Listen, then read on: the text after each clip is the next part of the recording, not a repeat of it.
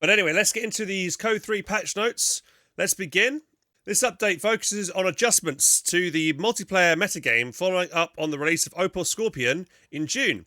It targets dominant builds for all factions to make room for more variety in play. All factions are receiving reductions in power to the most powerful and dominant units to promote alternative build orders.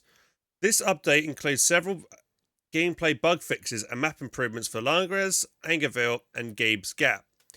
Now, first off, just by reading that, it makes me feel like they're going to probably make fun builds that are dominant at the moment boring, and then no one's going to touch them again because they've been nerfed too much, which generally is the case with these updates. In the past, there've been like things where people do like a build because it's fun, and they never touch that kind of build again because it's been nerfed to oblivion, and it becomes redundant. So let's hope that this time Relic has found the right balance here, but let's see. General auto-match cooldown has been removed for 1v1 game mode. Quitting the match without vote using the vote surrender will no longer incur a penalty. You're free to quit. I didn't even realise that was a thing, so that seems silly that was kind of an oversight, but at least that's fixed now. Right, on to multiplayer balance. So, general multiplayer balance. Constructible defences. Some buildable objects are having their construction time increased to slow down how quickly areas could be locked down or fortified. This makes builder units easier to catch their position when establishing frontline sectors. So it looks like tank traps gone up by 2 seconds, sandbags by 1, barbed wire by 1, reinforced barbed wire by 1 as well. I feel like they already increased the build time of certain structures in general, but it looks beforehand. So they've gone a step further and made it even more time consuming to build these things. Okay. Signal detection. The general detection range is being reduced, forcing players to move these units close to the front. The signal detection, is that's from the Jeep, and is that also from the tractor? I wish that would be made more apparent in that. I think that's what that means. I wish they would have included yeah, not everybody knows exactly what units this kind of applies to, and I wish Reddit would have specified which units in this patch note analysis, or rather this patch note kind of thread would have included what units they were, just so if everybody knows who they are. But I think it is the DAC tractor and the Jeep when it gets Vet 1, it gets that signal detection radius. Right. Next up, we have the US Forces. The US Forces Weapons Support Center has been the go-to tech choice and has been dominant in high-level 1v1s. We have reduced the power on some key enablers such as the Bazooka Team, Scouts, and the M3 half-track. We're currently where the barracks tech choice has been languishing despite the changes given to bars from Update 2.1. We have attacked this problem by going after some of the Axis counters, but we intend to make deeper changes in the future update in a future update in 2.2.0. So, Scouts were too efficient in combat due to their veterancy, allowed them to reach rank 1 in the early game before the first encounter. While we're increasing the time it takes them to gain veterancy by 1 additional capture and reducing their first combat bonus. Okay, we are. They're longer to vet up. They only get plus 10% accuracy rather than 15, and they've also gone up by 10 manpower. Nothing here. So again, there's something important here. Nothing here is mentioned about the squad's late game utility. For me, for Americans, and any faction, is so important to have a unit that's good for spotting. And generally, for Americans, it's the Scout. And especially when Scouts get Vet 1, they can get that camouflage and they can creep forward and spot units without being detected. Once, if you lose your initial Scout squads, it is incredibly hard to then get a Vet 1 Scout back, because normally the Scout, to get the Vet 1, they normally get the capping done. But if you build a fresh one, most of the territory is already capped by then, so that makes it very hard for them to get their Veterancy 1, and therefore very hard for them to get their camouflage bonus to then be sneaky and give yourself vision of the front line. So by further increasing the veterancy requirements, it makes it even harder now for American players to, get that cloaked Vet 1 Scout squad replacement if they indeed lose their Scout squad. And I feel like compared to where you have like the Germans with the Wehrmacht, they could just rebuy Kettengrad, instantly has Vet 1. If they lose it, no problem, they can rebuy and instantly have that kind of long range vision again. And DAC, they can build a motorcycle. Motorcycle always doesn't matter what veterancy it is, if it's locked down, it will then have it, if you leave it still for a few seconds, it'll gain that huge vision bonus. So I think there's a big issue here still with Scouts that has not been addressed. That is the fact that, trying to, rebuilding them late game, they really struggle trying to get their Vet 1 and get that kind of utility out of them. So which is a shame that hasn't been picked up. Right. Next one. Artillery observers are too efficient, similar to pre-nerf Pathfinders, with standardizing their cost to match the price increase Pathfinders have received. Furthermore, we are reducing the veterancy bonus of Pathfinders and artillery observers to make them less effective in overall combat against other infantry, as they still primary combat support units, not standard infantry or advanced infantry replacements. Manpower upkeep has gone by 1.5. Population cap has gone up by 1. Same as Pathfinders, 32. Right, okay. Same kind of accuracy nerf as well for both of them. 15 to 10, then 30% to 25, so not as good when they vet up. So, rifleman squads are currently suffering from a wide array of cost-efficient encounters, overshadows their general efficiency of combat. Some of these were receiving changes to indirectly boost the viability of riflemen. Reducing the veterancy requirements improved their veterancy 2 timing scaling. Okay, so it looks like they just vet up anyway quicker. So they vet up to vet 1 a little bit quicker, and vet 2. Yeah, I mean, and vet 3. So riflemen are going to be vetting up faster.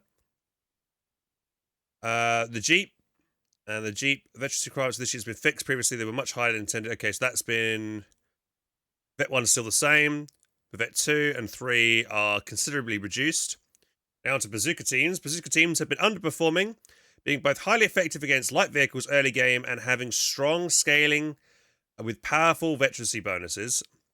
This allowed the US forces to reliably sit on basic tech and still effectively counter high-tier units.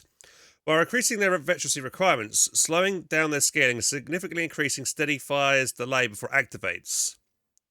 Oh my god, bazooka teams will now need to position themselves more carefully to get the same effective firepower as before. They take longer to vet up now, and that is insane. They've doubled. Not just by a little couple of seconds, they have doubled the setup time for them to be able to get the long range bonus. Wow. Okay, that is a significant nerf. I don't know if it warranted double. Maybe a second or two would have been fine, but doubling it? I mean, yeah, you can kite still. Yeah, this will mean that you can kite pretty well with like the flat calf trick and stuff. The bazooka squad won't be able to chase you. If it takes 7 seconds to set up, you'll probably be able to kill the squad before it has time to set up and shoot you at long range. So I think that's yeah, we'll see how that is, but that is a crazy nerf to the bazooka team there. It's quite substantial. The M3 armor personnel carrier and medical variant. The stock M3 could be difficult to contend with in the early game, thanks to its fast timing and durability against early game infantry small arms, allowing players to move it to point blank into standard infantry squads to make the stock M3 less effective than shock roll, reducing its health and armor. So the standard M3 is now getting 20 less health, and the frontal armor has gone down by 2.5. And the assault carrier, that's the one that you can put guys in the back and it kind of becomes a clown car. That's from the new command that has the Pershing. That has just now been made. That's also been nerfed from 10 to 7.5 as well. So yeah, it's not as good. Now onto the 75s. This is the AT version of the anti-tank version of the of this M3 half track. This is receiving adjustments to make the units less effective against heavy vehicles at long range. Currently, the unit allows a player, when combined with bazooka teams, to remain on weapons support center for most of their anti-tank options, thanks to this unit's price and lack of additional tech requirements. We've also increased the upgrade cost to make it less effective to convert multiple half tracks. So the pen, right? So this is close, long, and okay. So yeah. I'm actually curious now if we'll do some testing. We'll see if the AT half track, how reliably it pens heavy tanks at long range. This is a considerable nerf at longer range, so we'll see. 75 conversion has also been increased by another 10 seconds, and it's gone up by 15 more munitions. The mortar pit, its armor's gone down from 5 to 3, so that should be easier to kill. Paratroopers, I want to prove the paratroopers unit performance as it scales through the game. To do this, the expensive requirements are lowered. Experience requirements are lowered, and we are improving their bonus veterancy to increase their offensive potential. Okay, so they're going to vet up generally quite a lot faster there. 15 to 20% rate of fire bonus has gone up. Now properly affects all attack speed stats. Okay, so Paratrooper's got a buff. Supply drop. The supply drop paradrops for US forces are having their scattered increase due to how often crates stack on each other. Okay, that's just a quality of life change. Doesn't really affect balance that much. War Machine command point costs increase from 3 to 4. Resupply is 180 to 150.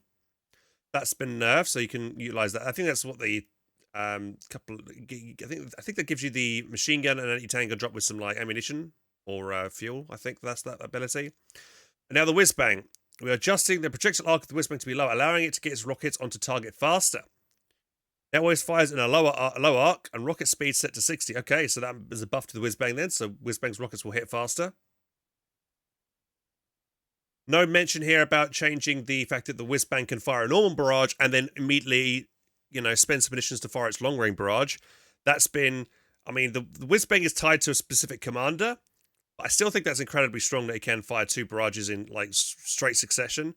I don't know. Yeah, I'm kind of still on the fence about that. The Stuka was able to, fire its Stuka barrage and then immediately fire its kind of like munitions ability barrage. That was nerfed, so because they then now share a cooldown. But the Stuka was cheaper than the whiz bang, and I think it's cheaper than whiz bang, isn't it? I think slightly cheaper, and it's non-doctrinal. So I'm not sure if they, the thing is, the whiz bang as well can drop can throw off its kind of its whiz bang and become a normal Sherman potentially. I don't know. Stuka's now 85 and whiz bang's 80. Yeah, I don't know. We'll see. I feel like this is still like the whiz bang still seems a bit broken in that regard, but because it's a commander only unit, maybe it's warranted. I don't know. Anyway, let's go on to the Wehrmacht. So the Wehrmacht is having some key dominant units' abilities reduced in power while seeing underperforming units gain some improvements. So the headquarters, the low cost of medical stations made the mid-game transition for Wehrmacht far too sharp. This, along with other changes, gives allies more breathing room. Medical station upgrade costs increased to 150 to 200 manpower. Okay, this will make people more likely now to build the bunker and then upgrade it to the medical variant. I think people should be doing that anyway over the headquarters medical upgrade, because then you'll get medics at least will go out and pick people up. So that's now an extra 50 manpower. They should put the medical bunker feature into the HQ. Maybe flex, maybe. Right, the Kitten Crab. The Kitten Crab is having its build time sped up, allowing players to gain more map control faster. This should create a more dynamic early game where the Kitten Crab is chosen quickly to capture the map over multiple pioneers. So it's 20 seconds instead of 30. That's interesting. That's also like a buff to like Kitten Crabs even in the late game as well, because if you lose the Kitten Crab, you can buy it back and it will build faster to get that vision again. So again, still giving Axis a really strong amount of vision, kind of, they're very prevalent in the amount of vision that they get thanks to the Kitten Crab, and this is just going to buff up the Kitten Crab even more. Grenadier squads continue to struggle to earn their veterancy due to their low lethality. The veterancy requirements are being slightly reduced to make their scaling easier, so they vet up faster now. That's pretty considerable. Okay. The 221 changes, the recent changes, the Panzer Bush, how you pronounce that, the anti-tank upgrade for it, made it too effective against units like the Humber, destroying it in 2 shots with high accuracy. The change increased the number of shots to kill certain vehicles by 1, while still retaining the unit's high accuracy and mobility. The radio antenna is also having its cost increased to better affect its increased accessibility. So it's gone up by 50 munitions, damage has gone down by 10, blinding shot has been reduced by 40 damage. Okay. Right. Marder is quicker to vet up now. Wirbelwind, armor's gone down by 10. Making it more vulnerable to like cannon fire. Okay. Stormtrooper accuracy have gone down, reduced from 20 to 5. They're too durable under the effects of shock assault. Okay, so that has been a nerf for them. Panzer Wars has difficulties dealing with armored targets, despite being the only anti-armored option in the Panzer Company, and when combined with other factors such as its average speed, mobility, and accuracy, it could be unreliable at engaging medium armored vehicles, particularly at distance. To increase its reliability against enemy vehicles, the unit's medium to long range penetration is being increased. Okay, so same, yep, 70 and okay. That's pretty good. So we'll see. This might make it again like max range against things, even like the Matilda, a little bit better as well. Okay. Full scrim pioneers. Now that veterancy, okay, that's a buff to them because they fixed something with the veterancy bonus. Full scrim Jaeger were too costly for their performance. They could be potent when attacking from ambush. Their high cost made it difficult to justify the expense for a small squad. To address this issue, we are slightly adjusting their deployment and reinforcement costs. We will now allow this unit to scale faster through veterancy. So it's 20 manpower cheaper. Its reinforcement cost is cheaper as well, and it vets up faster. Okay, so maybe try some full Jaegers out soon. They've increased. Who thought? You know what the problem with the Stug D call-in is? We need to increase it by 10 man. This seems like such an arbitrary change. What is the point increasing it by 10 manpower? Really? I think this is the Stug D and the Stoss call-in. Increasing it by an extra 10 manpower. It just seems random. Right, the Stug D is too effective due to how quickly it could fire its veterancy. Yeah, random change with no justification. Exactly, yeah, what's up with that? It could fire its veterancy bonus, reduce the impact of flanks. We are slowing down its firing rate, making its veterancy bonus only affect its frontal armor. Veterancy 2, armor bonus now affects frontal armor, and the reload speed has been reduced from 3.5 to 4.5. Okay. That's been nerfed. I don't really use the Stug D too often, but yeah, the Stug D call-in was quite prevalent. So that's a fairly big nerf to the Stug D. Breakthrough durations decreased from 60 to 45 seconds. Munition cost has increased. Munition cost increased. I think that's a typo. 40 to 60. I don't think munitions cost seconds. Munition cost increased from 40 to 60. It's nice to know Relic proofread their patch notes before they put them out live, right, guys? The following change is meant to reduce the impact of breakthrough, which allows players to quickly retake large amounts of territory at low cost.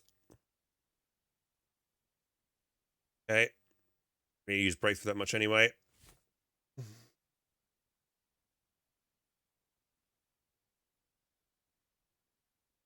Mechanized Assault Group. This change makes the Mechanized Assault Group less efficient, as the player must pay the full resources for both units.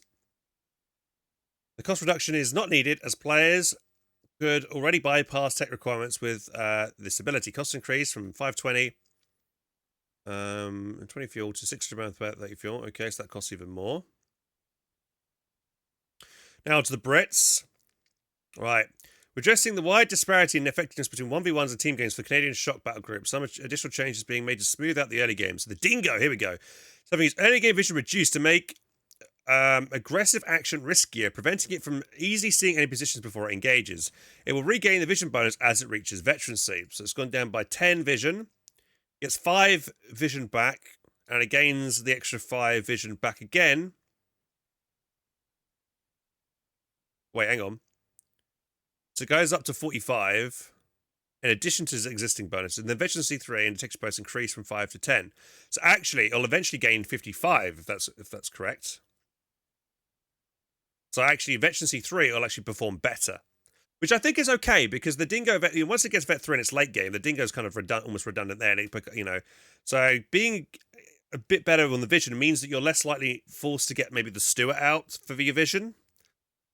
And it's really important maybe to keep the Dingo alive at veterancy 3 to benefit from the vision. The Vickers is now 5 seconds faster to build. That's the MG team from your HQ. The Bishop. We're giving back some of the Bishop's firepower that it lost from previous patches. The health change made this unit considerably more vulnerable to counter battery fire and direct assaults. Combined with its slow rate of fire, made the unit ineffective in its role as artillery. Yeah, I thought that as well. Weapon reload speed has gone up. Barrage speed has been sped up as well. Okay, so generally fires faster. Okay. Canadian Shock Battle Group. We are making changes to how the pulse effects on the Canadian Shock Battle Group work. While potent 1 versus 1, the battle group is weak in team games, unable to provide any benefits to allies. The following bonus. Okay, so now. Alright, so the following bonus now applies to teammates: attacking spirit, offensive resupply. Cool, so I think this is like the healing. So when you cap a point, it would generate a healing pulse, and any friendlies will get that heal now, which is kind of useful, I guess. That's pretty good. However, the total healing has gone down from 70 to 55. I did feel it was quite a very big heal. I guess that's okay at getting slight nerf. Canadian Shocks themselves, we are lowering the ready aim time of PX as they took way too long to acquire targets. Well, these weapons will not immediately fire at targets. They have entered threat range. It will make it harder to back away from PX without taking some damage if the enemy overextends. The range of the mortar is also being increased to allow this upgrade to help it compete against their peer upgrade. The scatter is still high enough to ensure that some more bombs will miss and does not guarantee a wipe on a team weapon at longer ranges. Well, it did feel like beforehand the mortar bombs were always getting a pretty much guaranteed wipe. That's pretty big. It's 7.5 increased range. Hits are going to be better. So that is a buff to the Canadians. Incendiary munitions are now on an extra command point. Costs. Pyrotechnics was massively overperforming due to a bug that allowed multiple stacks of the debuff to apply. Yes, that did feel like that was the case. To the same unit for a brief period. We're also fixing a tooltip error that oversold the intended effect. Overall, the players should expect a much lower effect on enemy units while using pyrotechnics. Okay, so pyrotechnics generally has got a nerf. We'll see how much of a nerf that is, and it won't. I'm curious to see if you'll still get one shot, like the rifle grenade from like sections as well with the pyrotechnics was like always like guaranteed to one shot. We'll see if that will still be the case.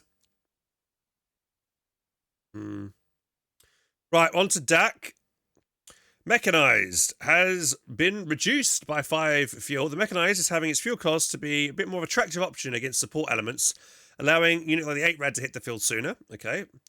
Veteran squad leaders, when combined with the cost of Panzer Grenade reinforcements, veteran squad leaders was too expensive. We're reducing the cost of this upgrade, so that's now only 200 manpower. Nice. I like to get this upgrade quite a lot, actually, when playing Gustatory, not Gustatories, Bersaglieri. So this is nice. So it's 50 manpower cheaper. Assault Grens, their duration has been reduced from 15 to 10.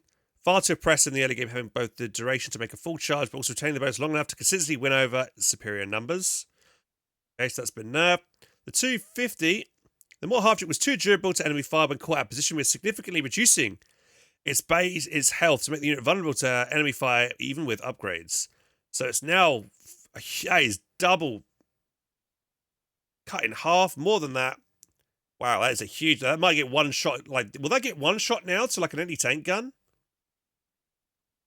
That's a crazy nerf. I feel like it should probably still take 2 shots from an anti-tank gun to kill, but we'll have to. Yeah, I think that's going to be a one anti-tank gun round. Will one shot that now. I think. But then you got to remember if you've got the this is its base health, but if you've got the upgrades, you'll be able to give the half-tricks an additional 120 health. Because you get, was it 40 health from the Panzer Tactician, then emergency repairs gives, 80? So you kind of can gain that back. But still, it's not that great. Right, Marder's. The Marder's having its fueling cost increased due to the cost reduction of Mechanized Company and its anti-tank efficiency when upgraded. So it's gone up by 5 fuel. But however, its experience requirements have been reduced. The Stug D, we already, same thing we saw about that as well. It's now got a nerf. Armor bonus only fixed frontal, and its reload speed's gone down. It's slower to fire. Tiger tank. Oh, the Tiger has gone up by 25 fuel. The Tiger is too efficient and seeing its widespread play at all levels and modes. To address this, we're increasing the fuel costs of the Tiger to give the opponent more time to prepare and exploit the lack of opposing armor. 25 fuel is significant, an increase. We'll see if that's...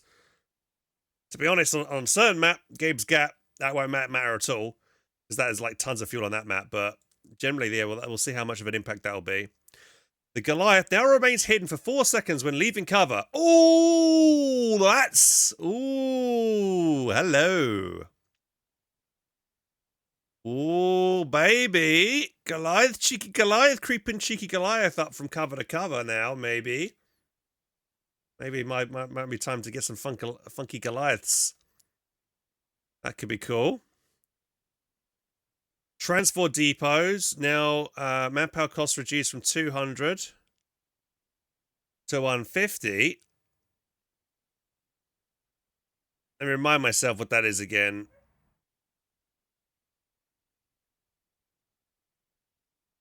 Transfer depot. Is a transfer depot like was that you spent? Yeah, you spent like munitions or fuel to convert it into manpower. A transfer depot is basically a cache, but it gives you that kind of thing, right? It's still a normal cache though, isn't it? Transfer depot. In all effect, the transfer depot is still like it gives you the effect of a cache, but then you can do this special side text on it to get the extra manpower for selling resources. But yeah, you get the trades.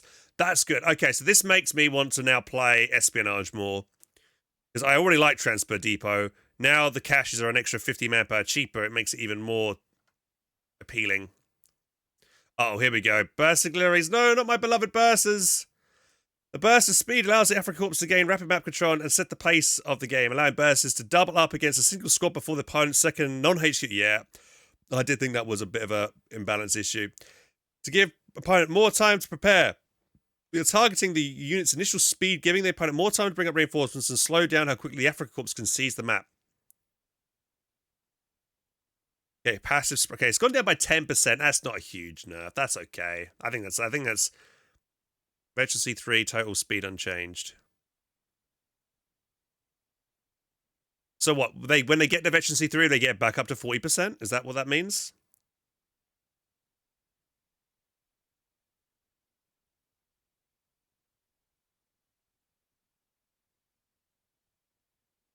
Right. As previously noted, compare shocks no longer stacks, change behavior of either artillery. Okay.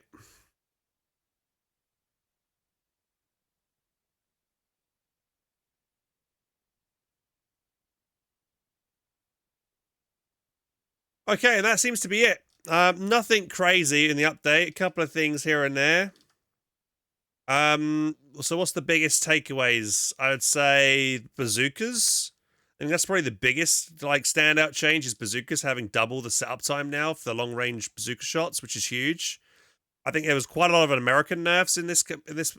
Apart from the paratroopers got buffed, and then riflemen's got buffed because they get a bit of veterancy increase. But generally, a lot of other American playstyles have been considerably nerfed.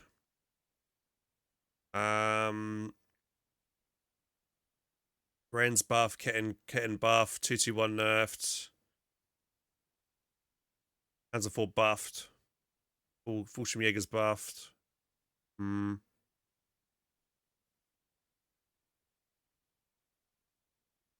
Yeah, I guess we dive on in and see how it all plays up. I think that's it, right? What are the comments? RIP USA. The patch sucks. What have you been doing for the last 2 months? I look forward to any balance changes, but I'm not too optimistic about the USF win rate in team games. So guys, that's the end of the video, and I hope you enjoyed it. And if you did and want more content, check up over here and over here. And if you want to subscribe to the channel, make sure to click the button down here. Catch you in the next video, guys. Take care, and I'll see you soon.